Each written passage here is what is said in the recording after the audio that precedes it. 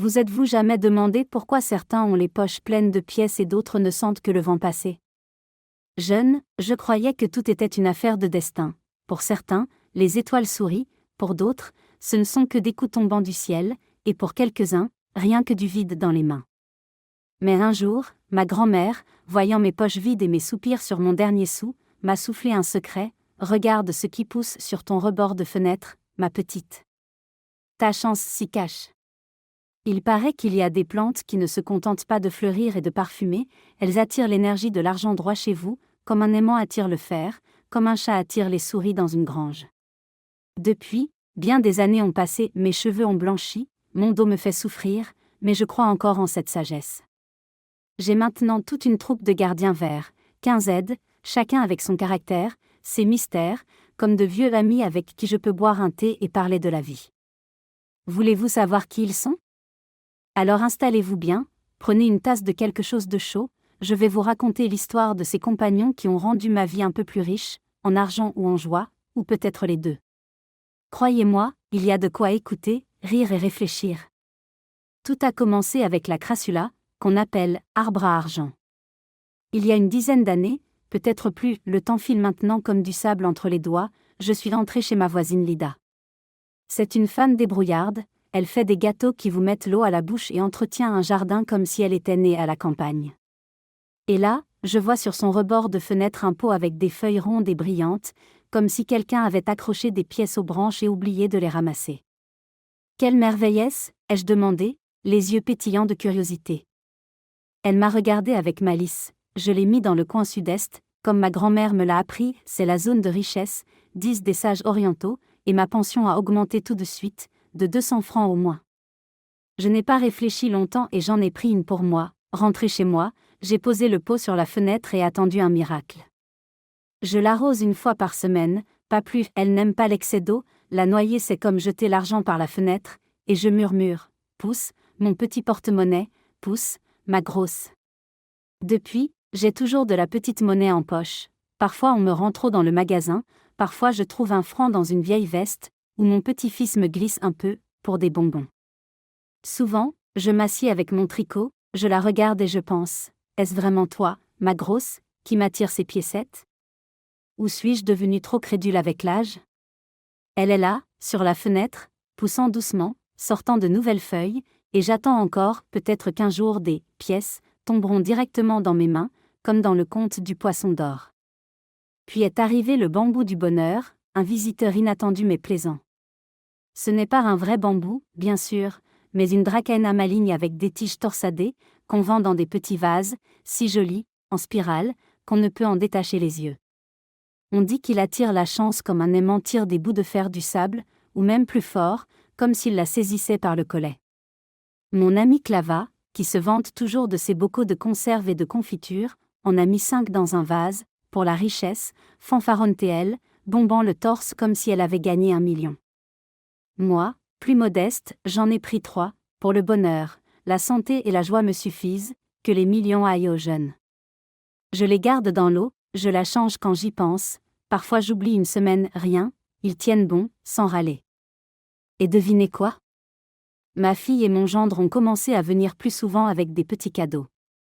Une fois, ils ont apporté une tourte aux choux, moelleuse comme celle des fêtes d'autrefois, et m'ont glissé un billet, pour des épingles, ont-ils dit en riant. J'ai regardé mon bambou, qui trône sur ma table, et j'ai pensé: c'est toi qui les as appelés, hein, petit malin? Je ne sais pas si c'est lui ou un hasard, mais j'aime le croire. Il est là, comme un petit talisman, fin mais fier, et chaque fois que je passe, je lui fais un clin d'œil: continue comme ça, ne me lâche pas, petit. La fougère est arrivée avec la sagesse de ma grand-mère, éprouvée par le temps, comme une vieille recette de Bortsch qui ne rate jamais.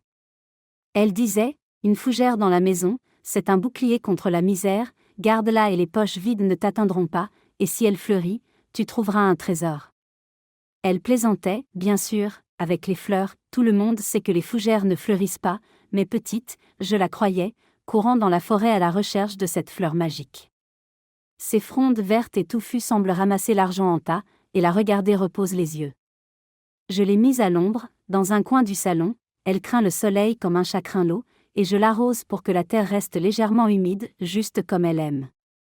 Une fois, elle a tellement grandi qu'elle a pris la moitié du rebord, ses feuilles frôlant presque le sol, et là, on m'a rendu une vieille dette, 500 francs, une broutille, mais mon cœur a chanté comme dans mes jeunes années au bal. C'était mon voisin Pierre, des jours où nous creusions des pommes de terre ensemble au kolkhoz, il s'est souvenu qu'il m'avait emprunté pour une bouteille et l'avait oublié pendant des années. Il est venu, gêné, et j'ai ri, ma fougère t'a fait honte, hein. Depuis, je l'appelle, mon banquier vert, elle bruit de ses feuilles, et on dirait qu'elle veille sur mon modeste bien-être. Parfois, je m'assieds avec un thé, je la regarde et pense, et si elle cachait vraiment un trésor, vieille rusée ? Peut-être qu'un bouclier comme ça te servirait aussi, essaie, tu ne regretteras pas. Ensuite, le ficus s'est installé chez moi, un élégant aux feuilles luisantes comme des petits miroirs de forêt où danse le soleil. Ce n'est pas une plante ordinaire, c'est un symbole de croissance, d'abondance et de tout ce qu'on veut de bon dans la vie. Je l'ai mis dans le salon, je le nettoie avec un chiffon pour qu'il brille comme un samovar astiqué sur le poêle de ma grand-mère. On dit de ne pas le mettre dans la chambre, qu'il trouble les rêves ou même chasse les maris, mais dans le salon, là où la vie bouillonne, il est à sa place. Depuis qu'il est là, j'ai gagné 1000 francs à la loterie, j'ai pris un billet avec la monnaie au magasin, et il a gagné. Peu, diras-tu ? Pour moi, ça a payé des gâteaux et un thé à la camomille, je me suis assise à le savourer, me rappelant comment on comptait les gains à la foire dans ma jeunesse. Ma voisine Zina, en l'apprenant, a accouru. Où as-tu pris ce billet ? Donne-moi l'adresse, je cours. J'ai juste ri et murmuré au ficus, bien joué, tu m'as réjoui, petite. Il pousse doucement, et je le regarde en pensant, grandis encore, peut-être que le gain grandira aussi, vivre de gâteau seul, ce n'est pas une vie de millionnaire. L'orchidée, c'est pour le chic d'une âme âgée, pour ceux qui se souviennent encore comment on courait après la beauté jeune, se mirant dans la glace et essayant de nouveaux foulards. Ces fleurs sont comme des petits trésors, la mienne est violette, on dit qu'elle appelle le luxe, comme un aimant pour la richesse. Elle est dans la cuisine, là où je bois mon thé et médite sur la vie, je l'admire pendant que l'eau chauffe, et parfois j'oublie l'eau à force de la contempler. Je l'arrose avec soin, pas de soleil direct, elle est capricieuse, comme une jeune fille à marier, un rien et elle baisse les feuilles. Quand elle a fleuri la première fois, mon petit-fils m'a offert un nouveau portefeuille, joli, avec des fleurs, parfait pour ma pension, avec une poche pour la petite monnaie pour ne pas la perdre. J'ai pensé, est-ce toi, Orchidée, qui lui a dit que sa grand-mère avait besoin d'un renouveau ? Je me souviens qu'il est venu, me l'a donné avec un sourire, Mamie, maintenant tu seras élégante. J'ai ri et fait un clin d'œil à l'orchidée, petite rusée. Elle est là, sur le rebord, se pavanant, et je l'admire, certaine qu'elle ne fait pas que réjouir les yeux, mais attire aussi la chance doucement, à sa manière féminine, comme nous savons faire. Le Zamioculca est arrivé avec un air étranger, comme un café de ces bistrots modernes que les petits-enfants adorent. On l'appelle « arbre à dollars », avec des feuilles sombres et brillantes comme des billets verts des films américains qu'on voit à la télé. Je l'ai mis à l'entrée, pour accueillir l'argent dès le seuil, comme un portier d'hôtel chic, mais sans livret ni chapeau de forme. Je l'arrose peu, toutes les 2 semaines, c'est un paresseux pour l'eau, mais il pousse sans se plaindre, sortant de nouvelles feuilles sans hâte. Depuis qu'il est là, ma facture d'électricité est arrivée plus légère, j'ai économisé 200 francs, peut-être plus. Pas des dollars, bien sûr, mais sou par sou, ça compte, ça paye du pain et du beurre. Parfois, je caresse ces feuilles et pense, allez, apporte-moi de la monnaie étrangère, ne serait-ce que pour un café en ville ou un petit gâteau à la crème. Pour l'instant, il se tait, mais je suis patiente, j'attends qu'il me surprenne, comme dans ces films où l'héroïne trouve une valise pleine de billets à la fin. La lavande est arrivée par hasard, ma fille l'a apportée dans un pot et m'a dit « Maman, c'est pour ton plaisir », sans cela et sourit. Tout le monde connaît son parfum, mais peu savent que c'est un secret de richesse, presque un sortilège d'un vieux livre. On dit que son odeur chasse les soucis et purifie les finances, comme un petit balai invisible qui balaie la poussière des coins. Je la garde sur la fenêtre, là où il y a de la lumière, et je mets des brins secs dans l'armoire, le linge sans l'été à la campagne, et paraît-il, le porte-monnaie s'en réjouit. Quand elle a fleuri la première fois, j'ai trouvé 200 francs dans un vieux sac, caché dans une poche, oublié, un vrai cadeau du destin. Peu, mais un miracle. Je me souviens tricotant, la sentant, et pensant, lavande, tu me caches des trésors, comme un pirate sur une île. Et un mois plus tard, ma voisine est venue, m'a offert un foulard, je voulais te remercier pour ton aide, mais j'oubliais toujours. J'ai murmuré à la lavande, c'est toi qui l'as poussée, hein? Elle est là, silencieuse, et je respire sa magie en souriant, qui sait ce qu'elle me réserve encore? La menthe, c'est ma joie, elle est entrée de la cuisine dans ma vie, comme un vieil ami qui arrive toujours à point nommé. Tout le monde la met dans le thé, mais elle aime aussi l'argent, quelle rusée verte. Elle sent si bon que l'âme s'ouvre, pousse vite, il faut juste l'arroser et la tailler pour qu'elle ne déborde pas partout. Je touche ses feuilles et pense, que les revenus courent aussi vite que toi. Et devinez? Mon ami Waya est venu un jour, a apporté des tourtes aux pommes de terre, l'odeur a empli la maison, comme chez ma mère autrefois, et m'a rendu 500 francs qu'elle me devait, j'avais oublié ce prêt pour les médicaments de son chat. J'ai regardé la menthe et lui ai dit, c'est toi qui l'as poussée, à vous, petite verte. Elle est dans un pot près de la cuisinière, fraîche, l'air de rien, mais je connais la vérité. Depuis, je la traite avec tendresse, comme une petite sœur, je prends une feuille pour le thé ou je la caresse. Avec elle, tout semble plus léger à la maison, cuisiner est plus gai, vivre plus douillet. Le chlorophytum est un discret aux longues feuilles, on l'appelle « petite araignée », humble mais fidèle, comme un vieux chien dormant au seuil. On dit qu'il purifie l'air et attire la chance, tissant une toile fine mais solide. Je l'ai suspendu dans un pot, dans un coin lumineux, je l'arrose quand j'y pense, il reste vert, sans se fâcher de mon oubli. Quand il a bien poussé, ma pension est arrivée 3 jours plus tôt, une broutille, mais quel plaisir, j'ai pu aller au magasin, acheter du sucre en plus. J'étais avec le journal, lisant la météo, je l'ai regardé et pensé, c'est toi qui les as pressés là-haut, hein? Une fois, mon petit-fils est venu, l'a vu et a dit, Mamie, c'est ton araignée du bonheur? On a ri, et depuis je l'appelle araignée du bonheur. Il pend là, se balançant, et on dirait qu'il tisse ma chance en silence, simple, mais quel bon compagnon. Je le regarde et me demande, que vas-tu me tisser encore, petite araignée? Le géranium est une vieille amie, avec des fleurs rouges comme des feux dans la fenêtre qui réchauffent l'âme en hiver. On dit qu'elle protège des pertes, comme des sentinelles fidèles gardant les portes. Il est sur le rebord, fleurit toute l'année si je n'oublie pas de l'arroser et lui donne du soleil, il aime la chaleur, comme un chat sur le poil. Une fois, quand il était éclatant, comme s'il allumait des lanternes, une lettre est arrivée, un vieux placement bancaire a donné des intérêts, 1000 francs et des poussières, plus un petit bonus.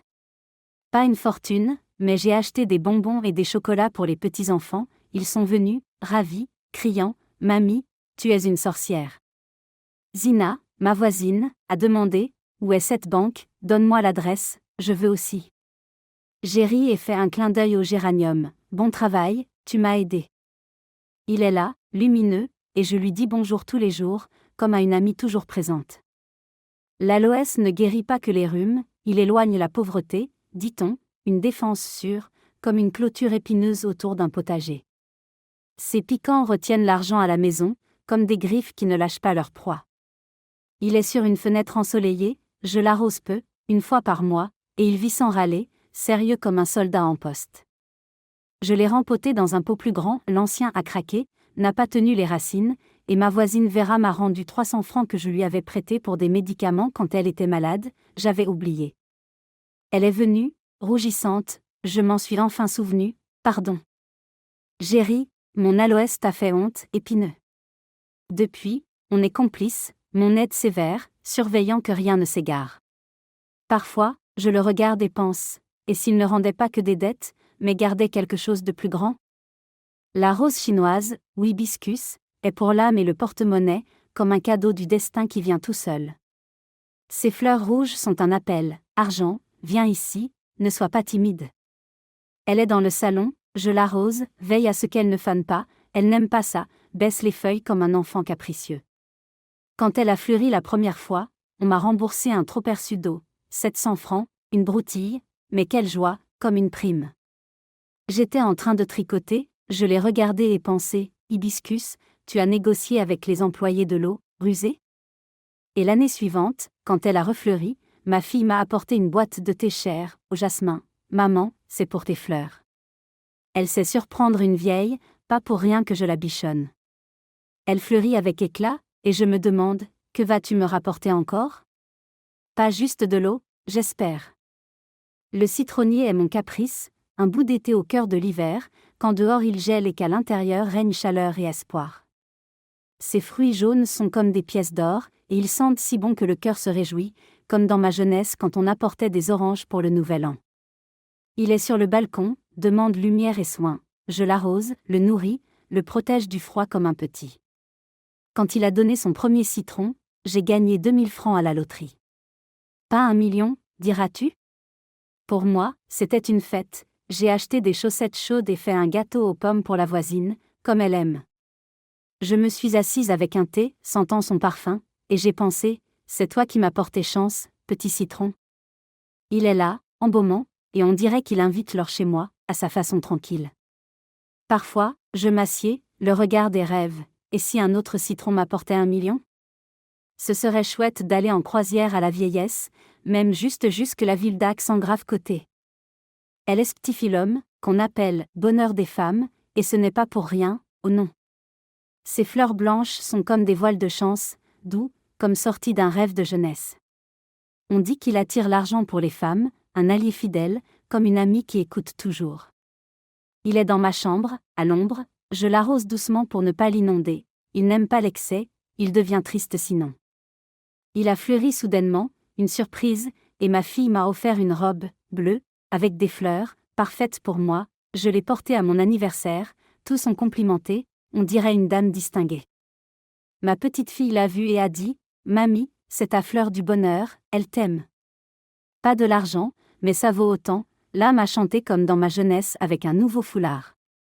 Elle est Stiphyllum et mon aide silencieuse, pour l'âme et le porte-monnaie, humble et beau, et je pense, que vas-tu m'offrir encore, mon voilier? Et enfin, le cactus, mon petit hérisson grognon mais fiable, comme un vieux grand-père avec un fusil au porche. On dit qu'il empêche l'argent de fuir, le garde comme un maître avare qui serre une pièce dans son poing. Il est à l'entrée, veillant, je l'arrose une fois par mois, et il tient bon, têtu comme moi parfois. Depuis qu'il est là, j'ai cessé de perdre des pièces, avant, 1 ou 5 francs tombaient, maintenant tout reste en place, comme collé. Ma voisine Zina s'est étonnée, d'où sors-tu tant de petites monnaies, moi je suis toujours à sec, presque en pleurs. J'ai ri, murmuré au cactus, bon garde, petit avare. Mon petit-fils l'a vu et a dit, Mamie, c'est ton gardien, ses épines sont sa clôture. On a ri, et depuis je l'appelle gardien. Il est là, à l'entrée, et je ne discute pas avec lui, qu'il veille comme il veut, ça me rassure. Ainsi vivons-nous dans mon petit appartement, où chaque coin respire le verre, la chaleur et l'espoir. Mes 15 gardiens sont comme des amis, la crassula murmure des pièces, le zamioculca promet des dollars, le cactus veille sur les miettes comme un chien fidèle au seuil. Je les arrose, leur parle, parfois pose le thé près d'eux pour qu'ils entendent mes plaintes sur la vie, les prix au magasin et comment tout était moins cher avant. Et tu sais, avec eux, tout devient plus riche, en argent, en joie, ou peut-être les deux, comme dans les bons vieux jours où on faisait des gâteaux et chantait. Souvent, je tricote le soir, les regarde et pense, ma grand-mère avait raison pour le rebord de fenêtre, oh oui. Les voisines viennent, voient ma jungle et demandent, d'où tires-tu tant de plantes, comment fais-tu? Je ris, ce n'est pas moi qui les gère, ce sont elles qui me gèrent, elles retiennent la chance pour qu'elles ne s'enfuient pas. Crois-tu à ces merveilles, mes chers? Peut-être mettras-tu une fougère ou de la menthe sur ta fenêtre. Essaie, ton porte-monnaie pourrait s'alourdir et ton cœur chanter. Que ta maison fleurisse, de fleurs, de chaleur et d'abondance, comme la mienne, où chaque feuille est un petit espoir.